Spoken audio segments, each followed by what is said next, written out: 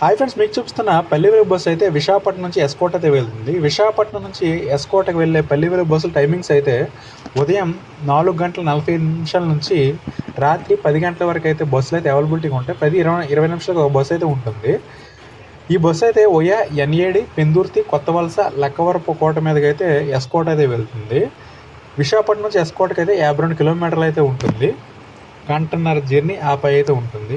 ఇది గాస్ మరి బస్సుకు సంబంధించిన ఇన్ఫర్మేషన్ ఇది గాస్. నా వీడియోస్ నచ్చితే like, share, subscribe my channel.